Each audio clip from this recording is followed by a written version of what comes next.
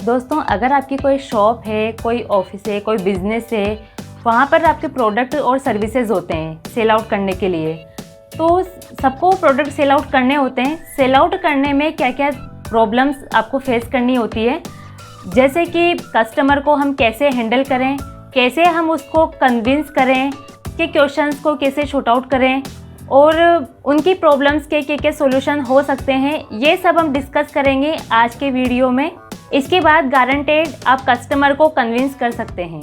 तो चलिए शुरू करते हैं।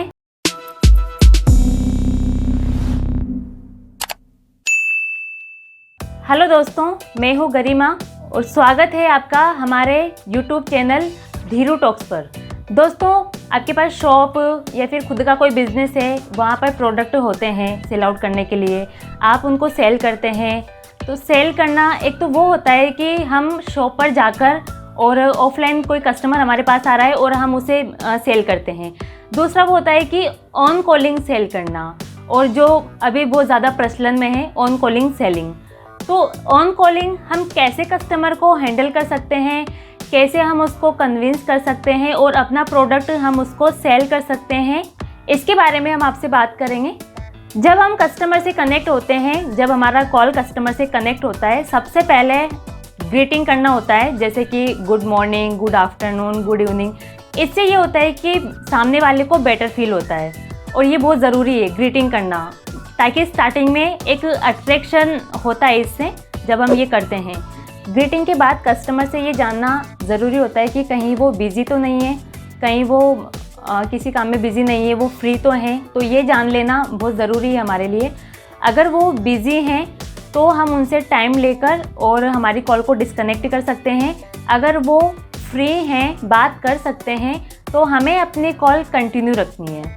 हम उसके बारे में जान लें, वो क्या करते हैं, क्या उनका वर्क है, उनका प्रोफेशन क्या है, ये सारी चीज़ें हमें पता होनी चाहिए। और उनकी फाइनेंशियल कंडीशन क्या है, ये सब हमें पता होनी चाहिए। ये एक तरफ से कीवर्ड होते हैं, इनके बेस पर ही हम डिसाइड कर सकते हैं कि सामने वाला प्रोडक्ट परचेज करेगा या नहीं करेगा। कीवर्ड हमें पता होना चाहिए, वो क्या करता है, क्या नहीं करता, उसका इनकम सोर्स क्या है, ये सब चीज़ें हमें पता होनी चाहिए। एक इस तरह से हमें उससे बात करनी चाहिए कि एक रिलेशन मेंटेन हो जाए, कस्टमर और एग्जीक्यूटिव के बीच एक रिलेशन मेंटेन हो जाए। इस तरह से हमें उससे बात करनी चाहिए। उसे लगना चाहिए कि सामने वाले से मैं बात कर रहा हूँ तो ये ट्रस्टेबल है। ट्रस्ट होना चाहिए उसको कि मैं अगर इसका सर्विस या प्रोडक्ट परचेज़ करता हूँ तो मुझे इसमें कोई लॉस नहीं है, ये कंपनी अच्छी है, इसका उसके ट्रस्ट होना चाहिए। अब हमें ये सारी चीज़ें हमने डिसाइड कर ली है, तो एक तरफ से मान सकते हैं कि वो हमारा फाइनल क्लाइंट है और हम अब उससे प्रोडक्ट के बारे में बात कर सकते हैं। प्रोडक्ट के बारे में हम उसको बताएंगे, प्रोडक्ट के फीचर्स क्या क्या हैं, उसका जो भी कमीशन स्ट्रक्चर, ये सारी चीज़ें हम उसको बताते हैं। एग्जाम्पल के बेस पे मैं खुद एक सॉफ्टवेयर कंपनी में बिजनेस डेवलपमेंट एग्जीक्यूटिव हूँ और हम सेल करते हैं, जैसे मिनी एटीएम है या फिर फ्रेंचाइजी हम सेल करते हैं। लाइक मिनी एटीएम है, कोई क्लाइंट है जो मुझसे क्वेश्चंस करते हैं, मैम मिनी एटीएम का कमीशन स्ट्रक्चर क्या है, इसका प्राइस क्या है, इसका वारंटी क्या है। अगर मैं उनका क्वेश्चंस का आंसर उनको प्रॉपरली बताती हूँ, रिप्लाई करती हूँ, तो वो सेटिस्फाई हो जाते हैं और वो प्रोडक्ट भी एक तरफ से ये होता है कि 80% कंप्लीट हो गया हमारे, कि वो लेगा प्रोडक्ट। लेकिन वहीं अगर मुझे ये नहीं पता कि कमीशन स्ट्रक्चर क्या है, या मैं उनसे बोलती हूँ कि मैं थोड़ी देर में बताती हूँ या पूछ कर बताती हूँ, या फिर मैं स्किप कर देती हूँ उसकी बातों को, कुछ और बात करने लग गई, तो वो पर्सन हमारी कॉल डिस्कनेक्ट कर सकता है। क्योंकि उसको लगता है कि जब सामने वाले को नॉलेज नहीं है तो वो मुझे कैसे प्रोडक्ट सेल कर सकता है। तो वो ये भी उसके माइंड में आ सकता है कि हो सकता है ये कंपनी फ्रॉड है या फिर ये कंपनी फेक है, इसीलिए इनको प्रोडक्ट के बारे में नॉलेज ही नहीं है। प्रोडक्ट के बारे में बताते टाइम हमें ये ध्यान रखना है कि उसके क्या क्या क्वेश्चंस हैं, क्या क्या उसके डाउट्स हैं, वो सब हमें क्लियर करने हैं। कस्टमर को सुनना, लिसनिंग, ये बहुत ज़रूरी है और बहुत ज़्यादा इम्पोर्टेंट एलिमेंट है, इसका हमें बहुत ध्यान रखना है। कस्टमर की बात को काटे नहीं बीच में, उसको ध्यान से सुने, उसके क्या क्या डाउट्स हैं वो क्लियर करें। अगर हम उसकी बात को लिसनिंग नहीं करेंगे तो हमें नहीं पता कि उसने क्या पूछा है।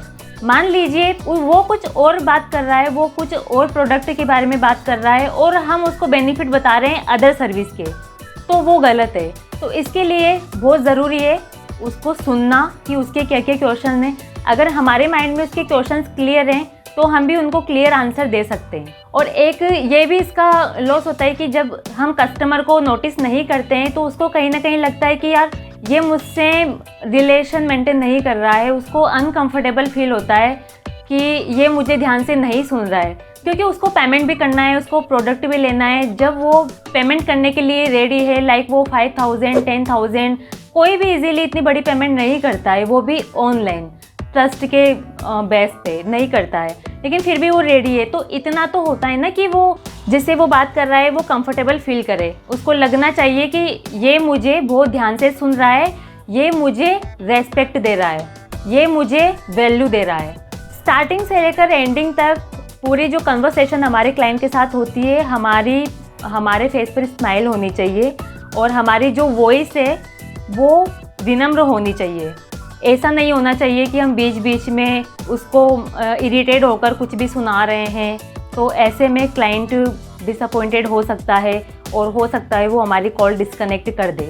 सो इस बात का हमें ध्यान रखना है, हमें बहुत ही पोलाइटली कस्टमर से डील करनी है। जब हमारी कॉल एंडिंग होती है तो उसमें हमें उनको थैंक्स बोलना है, बिकॉज़ उन्होंने उनका कीमती टाइम हमें दिया है, तो हमें उनका शुक्रिया करना चाहिए।